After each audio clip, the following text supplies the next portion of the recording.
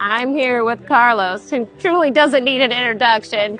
You don't recognize this guy. I don't know where you've been the last few years. But Carlos, can you tell the audience actually how you got into the hobby? Years ago, when I used to live in Guatemala, my dad and I went fishing at a little river, and we caught a few minnows, and I couldn't bring myself to killing them or anything like that. So we actually put them in a little container and overnight, and I kept them. No heating, no temperature, nothing. I mean, we just didn't know. And then next day, my dad comes back with a 2.5-gallon tank, and we put the little minnows in there, and they lasted for, I'm gonna say, a couple of years. It was impressive. And then after that, added guppies and other things, but that's how I started.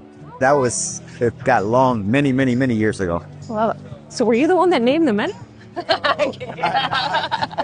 I had a good laugh because it just brought back so many memories about it. I love that. Nice. And then, I mean, you've seen so many people come and leave the hobby. What would you say as a tip for them to be successful long term? That's a good question. I think research. Research. I think we as, we get into this bad habit of purchasing first, asking questions later. Yeah. And I think that gets us in trouble. So I like it when a hobbyist decides that they go online, especially nowadays. I mean, when I started, you had to go to a library.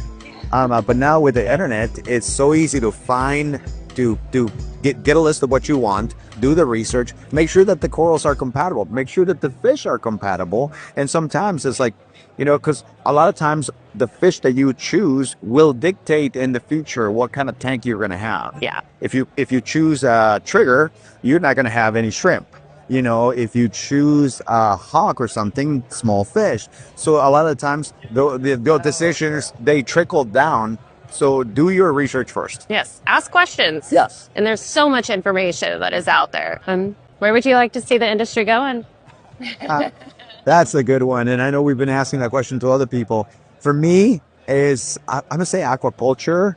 Sustainability, with the things going on and all the rules, politicians, making decisions for us.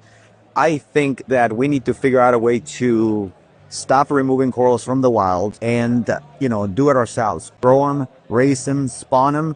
And at some point, we're probably going to have to start putting them back because that's the only way that we're going to repopulate the reefs. Yeah. And really just keep this world functioning as it is. Yeah. Exactly.